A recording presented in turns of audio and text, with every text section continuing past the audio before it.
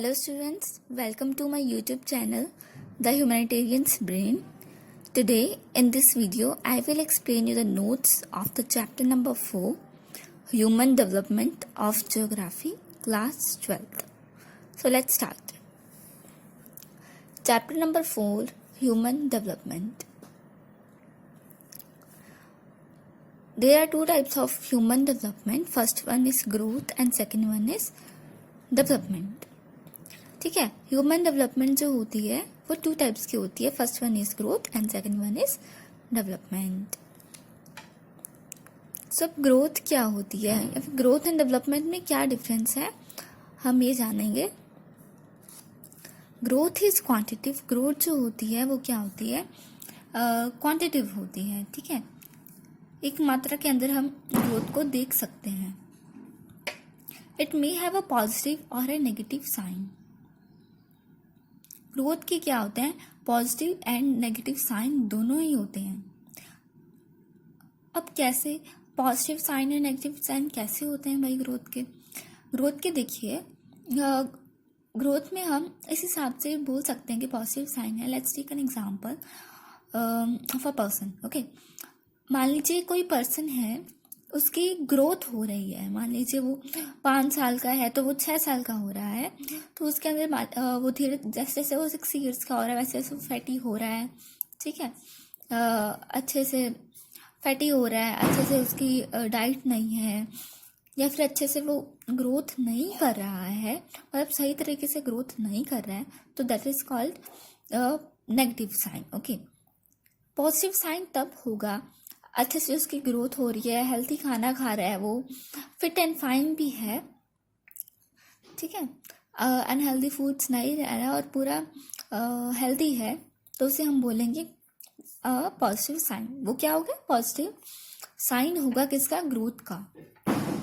Then third one is positive growth does not always lead to development. कि positive growth जो होगी वो हमेशा डेवलपमेंट नहीं होगी.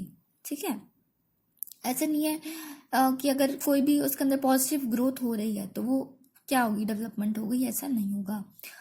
For example, if the population of a city grows from 1 lakh to 2 lakh over a period of time, we say the city has grown. अब देखिए, let's take an example. If the population of a city grows from 1 lakh to 2 lakh means अगर कोई भी city है उसकी population 1 lakh से 2 लाख हो जाती है एक ही समय में over a period of time. ठीक है, we say the city has grown. तब हम बोलेंगे कि सिटी जो है, सिटी की क्या है, ग्रोन हो गई. मान लीजिए अपना इंडिया है. ओके, इंडिया को आप लेके देखिए. इंडिया की पॉपुलेशन सपोज 130 करोड़ है. ठीक है, एंड देन उसकी आफ्टर 2 और 3 ईयर्स बाद अगर उसकी पॉपुलेशन 131 करोड़ हो जाती है बढ़कर, तो that is called what, that our country has grown. कि हमारी कंट्री जो है वो कंट्री की जो है ग्रोथ हो रही है. वहां पे हम डेवलपमेंट नहीं बोलेंगे, वहां पे हम बोलेंगे ग्रोथ हो रही है. ओके, तो that is a main difference. Next one is development. Development is qualitative. Development जो होगी क्वालिटेटिव होगी. ठीक है, डेवलपमेंट के अंदर हम क्या देख सकते हैं, क्वालिटी देखेंगे हम. It is always positive value. इसकी हमेशा क्या होगी, पॉजिटिव वैल्यू होगी. ठीक है, development occurs when positive growth takes place. Development तभी होगी जब वहां पे क्या देखेंगे, हम पॉजिटिव ग्रोथ देखेंगे कि उसकी ग्रोथ जो है पॉजिटिव तरीके से हो रही है या नहीं. For example, if a facilities like housing, provision of a basic services like health, education remains the same, then no development. And in this example, अगर मान लीजिए कोई भी सिटी है. Okay, let's take one city. कोई भी city है मान लीजिए और उसके अंदर हेल्थ डिपार्टमेंट में, हॉस्पिटल्स में, एजुकेशन में, वहाँ की क्लीननेस में, वहाँ पे और भी जो अलग अलग डिपार्टमेंट्स हैं उनके अंदर अगर कोई भी चेंज नहीं देखने को मिल रहा है, अगर वहाँ पे नो चेंज है तो हम क्या बोलेंगे, वहाँ पे कोई भी डेवलपमेंट नहीं हुई है। या हम ये भी नहीं बोल सकते वहाँ पे कि दैट सिटी इज डेवलपिंग, कि वो डेवलपिंग सिटी है, क्योंकि वो डेवलप कुछ कर ही नहीं रही है। मतलब वो कंट्री जो है, सिटी जो है जैसी थी पहले वैसी ही है, उसके अंदर कोई भी चेंज नहीं आ रहा है, कोई भी डेवलपमेंट नहीं हो रही है, तो वहां पे क्या आएगा, the no development. Development is a continuous process. Development जो है वो क्या है, कॉन्टिन्यूस प्रोसेस है। होप आपको ग्रोथ एंड डेवलपमेंट के अंदर डिफरेंस समझ में आया होगा, that what is growth and what is development. Okay, दोनों दिखने में एक जैसे लगते हैं, but there is a lot of difference between growth and development. For many decades a country level of development was measured only in terms of economic growth। बहुत सारे decades के अंदर क्या होता है, एक कंट्री का जो लेवल होता है डेवलपमेंट का, वो कैसे हम मेजर करते हैं, कौन सी टर्म्स के अंदर मेजर करते हैं, only in terms of its economic growth, है ना। तो इस पॉइंट के अंदर हम कहना चाह रहे हैं कि मान लीजिए हम कोई कंट्री का एग्जांपल लेंगे इसके अंदर आपको समझाने के लिए। अगर अमेरिका है, अगर अमेरिका जैसे कि आप सभी को पता है कि America is a powerful country, right. So powerful country है बहुत, और एंड फाइनेंशियली भी और इकोनॉमिकली भी वो बहुत स्ट्रांग है। उसके अंदर अगर और ग्रोथ होती है, हमारे इंडिया के अंदर और ग्रोथ होती है, मान लो अगर हमारा इंडिया जो है पहले इतना फाइनेंशियली स्ट्रांग नहीं था, इकोनॉमिकली इतना स्ट्रांग नहीं था, और बट उसके अंदर अगर इकोनॉमिकली धीरे धीरे ग्रोथ हो रही है, तो हम क्या बोलेंगे कि हमारी कंट्री की भी ग्रोथ हो रही है। कंट्री लेवल हमारी कंट्री भी जो है वो क्या कर रही है, डेवलप कर रही है। इसीलिए हमारी कंट्री को डेवलपिंग कंट्री बोला जाता है, ना कि डेवलप्ड कंट्री, क्योंकि वो हमारी कंट्री जो है, इंडिया जो है हमारा, अभी अच्छे तरीके से डेवलप्ड नहीं है। हमारी कंट्री जो है डेवलप्ड कंट्री नहीं है। Our country is a developing country, कि वो अभी भी इकोनॉमिकली ग्रोथ कर रही है, इकोनॉमिकली डेवलपमेंट हो रही है। It means bigger the economic the more developed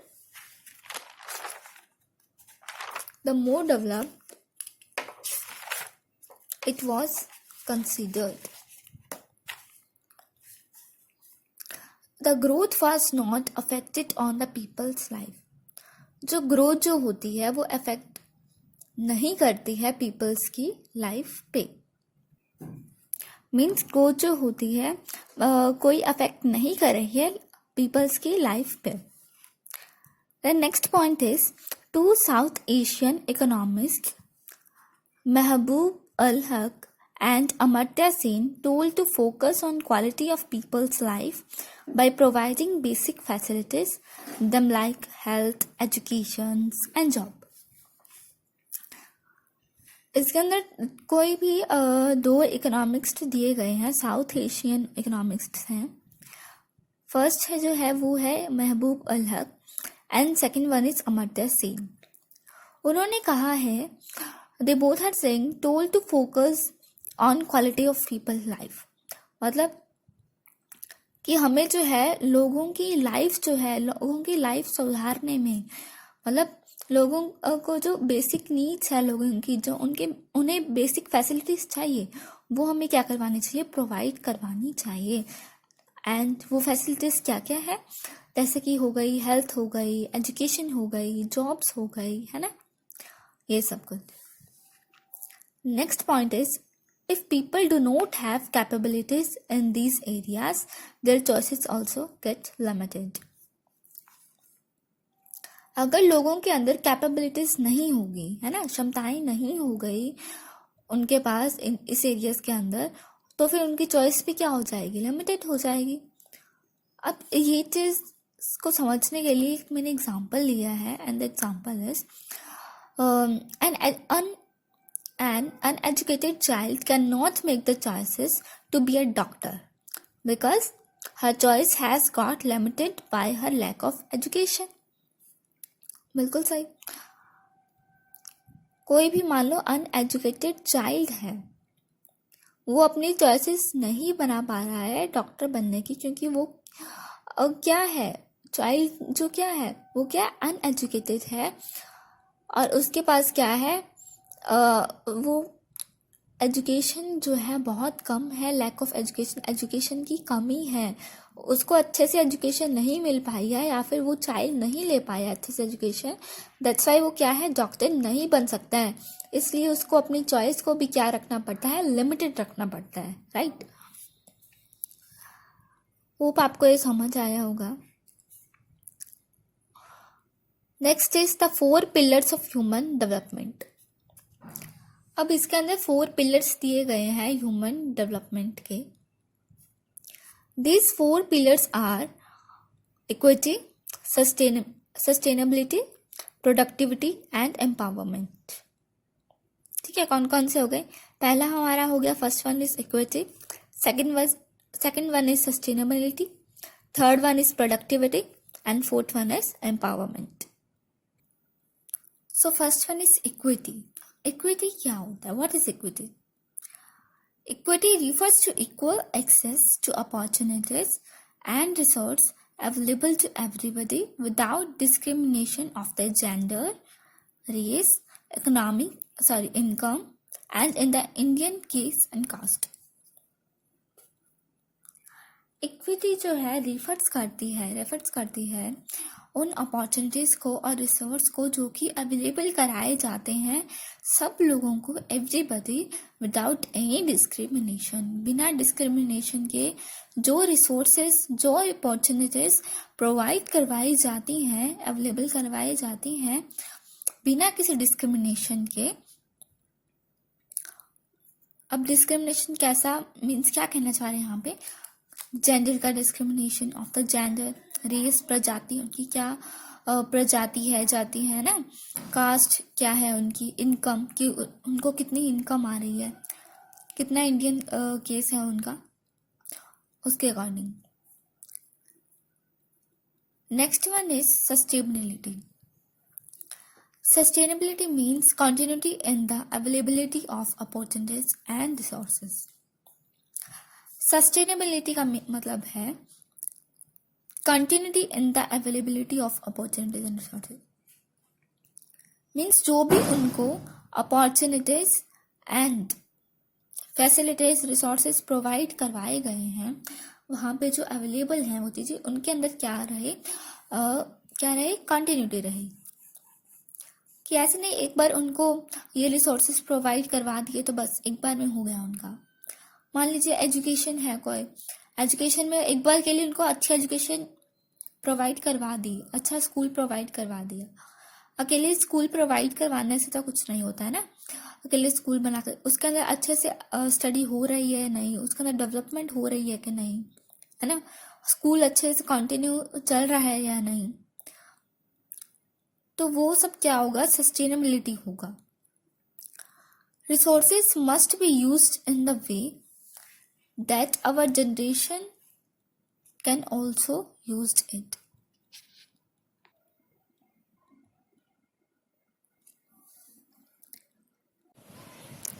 Next one is productivity. Productivity here means human labor productivity or in terms of human work. ठीक है, they must provide better knowledge and health facilities ultimately leads to better work efficiency. अब देखिए productivity के अंदर क्या होता है। Productivity means जो ह्यूमन जो है वो लेबर करता है ना, मजदूरी करता है, और in terms of human work करता है, ठीक है, कोई भी काम करता है, चाहे वो, ठीक है, चाहे वो लेबर जॉब हो, चाहे वो और किसी टाइप की जॉब हो, तो उसके अंदर क्या होता है, उन्हें मस्ट प्रोवाइड करवानी ही चाहिए। उन्हें क्या प्रोवाइड करवानी चाहिए, बेटर नॉलेज, अच्छी नॉलेज एंड हेल्थ फैसिलिटीज़। और जो हेल्थ फैसिलिटीज़ होती हैं वो उन्हें प्रोवाइड करवानी ही चाहिए। Ultimately leads to better work efficiency. और जो कि क्या करती है, लेट्स करती है बेटर वर्क एफिशिएंसी, अच्छे वर्क एफिशिएंसी के लिए। Next one is empowerment. Empowerment means to have the power to my choices and it comes from freedom and capability. Empowerment के अंदर क्या होता है, देखिए एम्पावरमेंट का मतलब होता है कि हमें जो है पावर हो, फ्रीडम हो कि हम अपनी चॉइस जो है खुद कर सकें, ठीक है। हम अपनी मर्जी से खा सकें, हम अपनी मर्जी से खेल सकें, हम अपनी मर्जी से जॉब कर सकें, हम अपनी मर्जी से कोई भी सेक्टर में जा सकें, है ना। इस टाइप की फ्रीडम हो हमें और हम उसके लायक भी हों, हम उसके कैपेबल भी हों। Okay, so this is called empowerment. So next is approaches to human development. अब क्या क्या अप्रोचेस है ह्यूमन डेवलपमेंट के, कि हम ह्यूमन को जो है कैसे डेवलप कर सकते हैं। First one is income approach. Income के माध्यम से, है ना, इनकम की तरफ से हम मतलब वो डेवलप कर सकते हैं हमारी ह्यूमन डेवलपमेंट को। Human development is linked directly to the income. जो ह्यूमन की डेवलपमेंट होती है वो क्या है, डायरेक्टली लिंक्ड है किसके साथ, इनकम के साथ। कैसे, अब अगर यहाँ पे ये पूछा जाए भी कैसे लिंक्ड है, अभी क्या, अभी कैसे बोल सकते हैं कि इनकम से ह्यूमन डेवलपमेंट होगी। कोई भी इंसान है, अगर वो मान लीजिए फाइनेंशियली इतना स्ट्रांग नहीं है, अब उसे थोड़ा स्ट्रांग बनने के लिए आज की जनरेशन में क्या चाहिए, इनकम चाहिए, पैसा चाहिए, जिससे वो अपना डेवलपमेंट कर सके।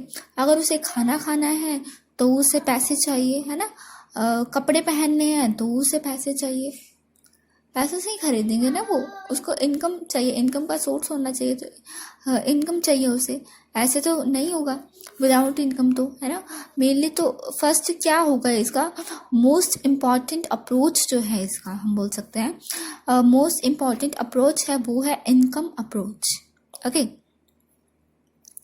नेक्स्ट है higher the level of income, the higher is the level of a human development.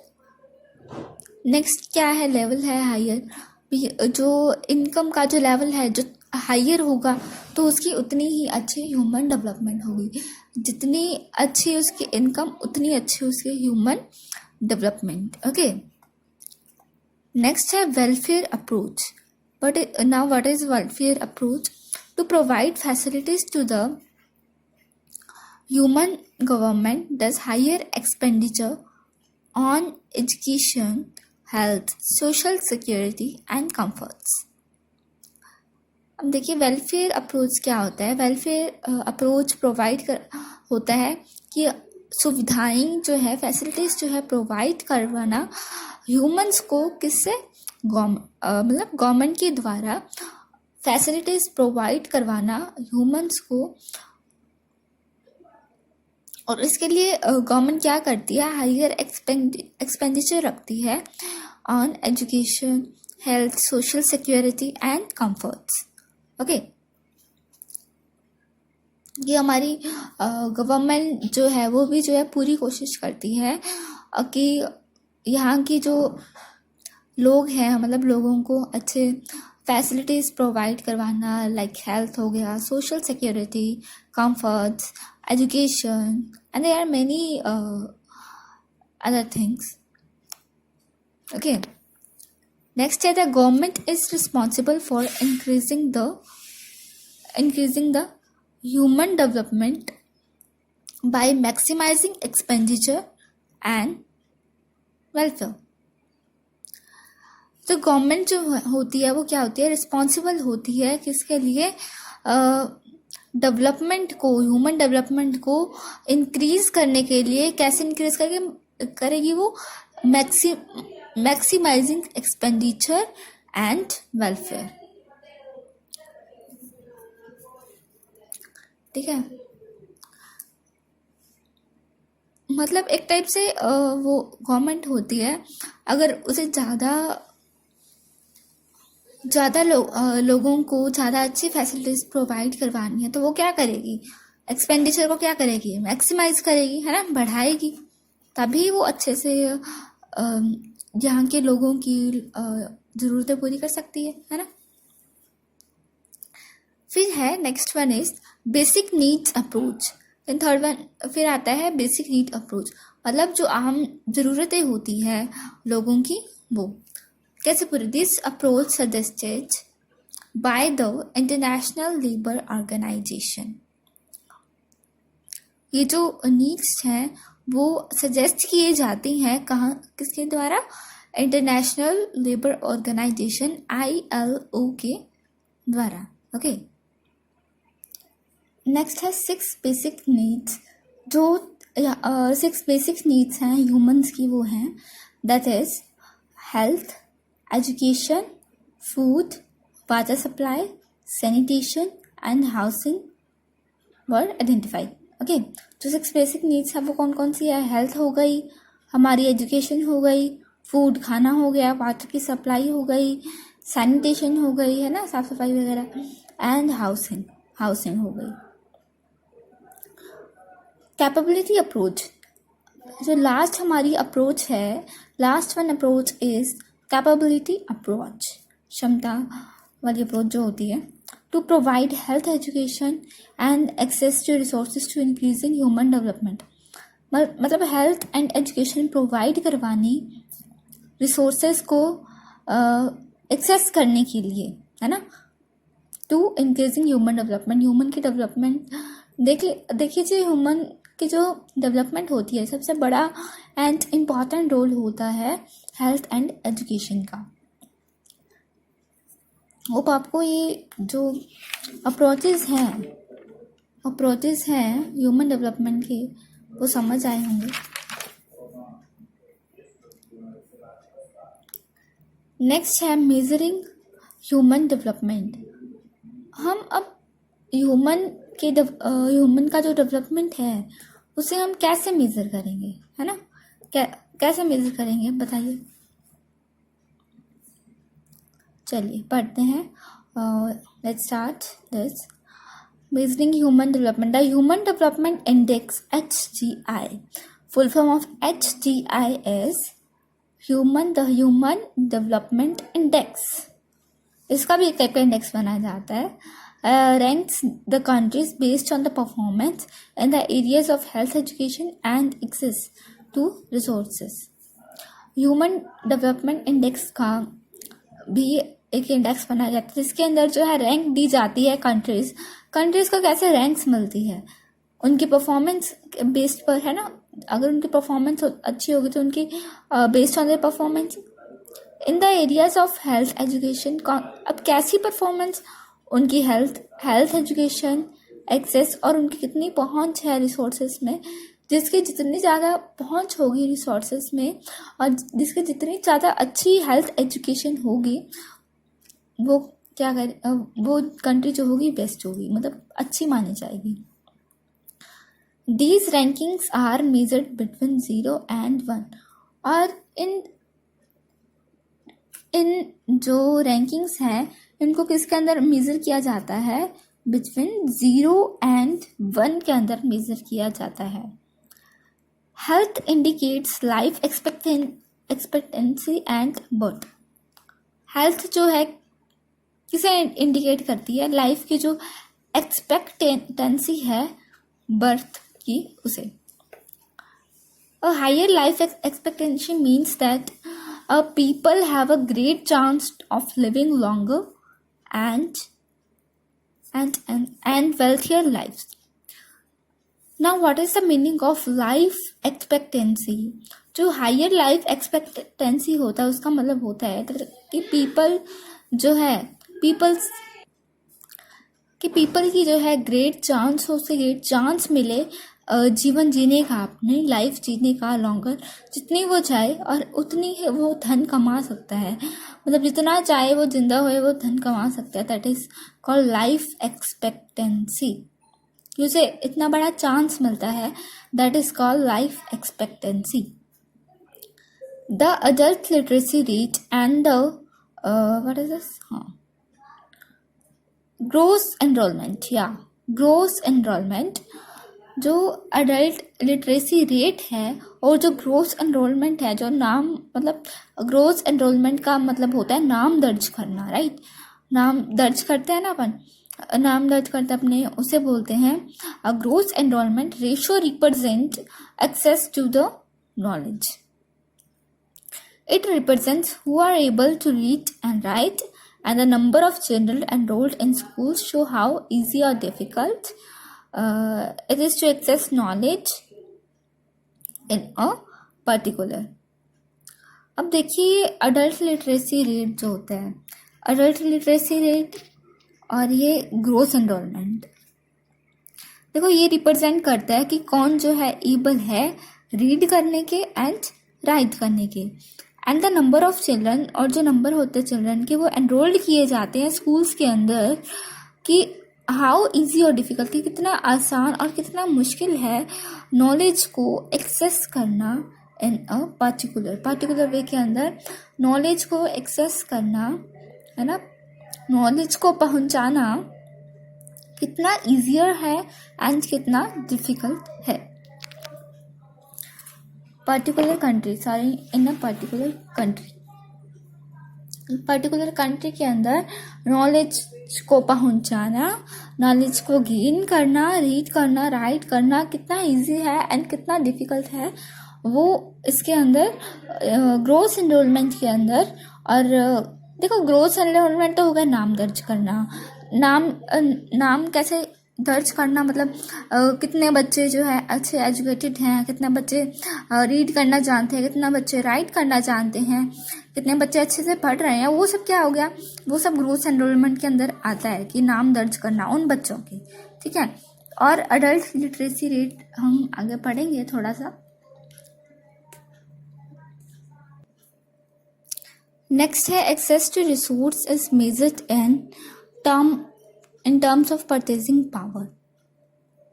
A score of 0.983 would be considered very high, while 0.268 would mean a very low level of human development. जिन्होंने 0.983 score किया होता है वो क्या consider किया जाता है कि बहुत हाई है, काफ़ी ज़्यादा हाई है, और जिनका 0.268 होता है इसका मतलब होता है कि बहुत लो लेवल है किसका, ह्यूमन डेवलपमेंट का. Okay, it is not considered the most reliable measure because it does not tell about distribution and resources. और ये जो है कंसिडर नहीं किया जाता, मोर reliable मेजर नहीं किया जाता, क्योंकि ये जो है डिस्ट्रीब्यूशन और रिसोर्सेज के बारे में नहीं बताता है, इसलिए उसे रिलायबल मेजर नहीं किया जाता, ठीक है. It is not considered the most reliable. Okay, the human poverty index is related to the human development index. जो ह्यूमन पॉवर्टी इंडेक्स है वो किससे रिलेटेड होता है, ह्यूमन डेवलपमेंट इंडेक्स के, जो हमने लास्ट पेज पे पढ़ा था. What is human development index, HDI, है ना, जो जिसमें पढ़ा था ranks the countries based on their performance, कि जिसके अंदर कंट्रीज को उनके परफॉर्मेंस के अकॉर्डिंग रैंक्स दी जाती है, एरियाज के अकॉर्डिंग कि कितनी एजुकेशन उन्होंने अच्छी करी है, कितनी एक्सेस है उनके रिसोर्सेज की, कितने रिसोर्सेज हैं उनके पास, वो हमने पढ़ा था कि ह्यूमन डेवलपमेंट इंडेक्स क्या होता है. This index measures the shortfall human development. ये जो इंडेक्स है वो क्या करता है, मेजर करता है shortfall of human development. So HPI more accurate than HDI. Human poverty index जो होता है ज़्यादा सही होता है किससे, ह्यूमन डेवलपमेंट इंडेक्स से. ओके,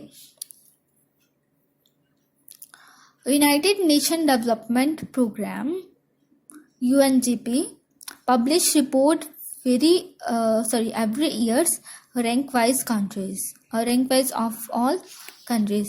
जो हमारा UNDP है, यूनाइटेड नेशन डेवलपमेंट प्रोग्राम जो है वो हर साल जो है पब्लिश करता है उनकी रिपोर्ट को, कि रैंक वाइज कंट्रीज जो है उनको रिपोर्ट करता है कि कौन सी कंट्री कितनी रैंक्स पर है। Okay, HPI and HDI। HPI and human poverty index and human development index measure by the UNDP। और जो HPI जो और HDI जो मेजर की जाती है वो कौन करती है? United Nation development programme. Then next is international comparisons. अब इंटरनेशनल कंपैरिजंस क्या होते हैं और कैसे होते हैं?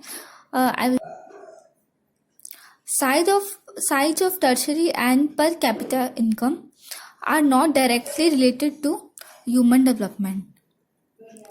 देखिए, जो साइज होता है टर्शरी का और पर कैपिटल इनकम की, हर एक कंट्री की कितनी कैपिटल इनकम है, वो कितनी उसकी इनकम आ रही है, कितना वो कमा रहा है, वो जो होते हैं डायरेक्टली रिलेटेड नहीं होते हैं ह्यूमन डेवलपमेंट से। ओके, ओवर स्मॉलर कंट्रीज, जो बल्कि स्मॉलर कंट्रीज होते हैं, छोटी कंट्रीज होती हैं, have done better than larger ones in human development.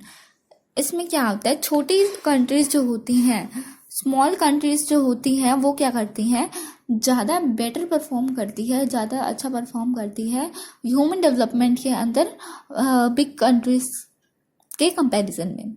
Similarly poorer countries have been ranked higher than richer countries. और इसी मामले में क्या होता है, पुअरर कंट्रीज जो होती है, पुअरर कंट्रीज जो होती है वो क्या करती है, रैंक करती है किससे ज़्यादा, रिचर कंट्रीज से ज़्यादा वो जो है रैंक करती है। फॉर एग्जाम्पल जैसे कि श्रीलंका हो गया, ठीक है, जैसे कि श्रीलंका हो गया, ट्रिनिडेड हो गया, टोबैको हो गया, व्हाट इज दिस, हाँ, Tobago have a higher rank then India. इन सब की क्या है, ये छोटे छोटे जो कंट्रीज हैं, हमारे इंडिया से बहुत ज़्यादा छोटी कंट्रीज हैं। श्रीलंका देख लीजिए आप कितना वो छोटा है, जो ट्रिनिडेड है वो भी बहुत छोटा है, टोबैगो है वो भी बहुत छोटा है, अपने इंडिया से बहुत स्मॉल है। और वो क्या करते हैं, ह्यूमन डेवलपमेंट इंडेक्स के अंदर इनकी जो रैंक जो है काफ़ी हाई जाती है। मीन्स अपने इंडिया के अकॉर्डिंग देखा जाए तो काफ़ी इनकी हाई जाती है rank. And the human development index despite having smaller economies, लेकिन इनकी इकोनॉमल्स क्या होते हैं, इनके बहुत छोटे होते हैं, ठीक है। With in India Kerala performs much better,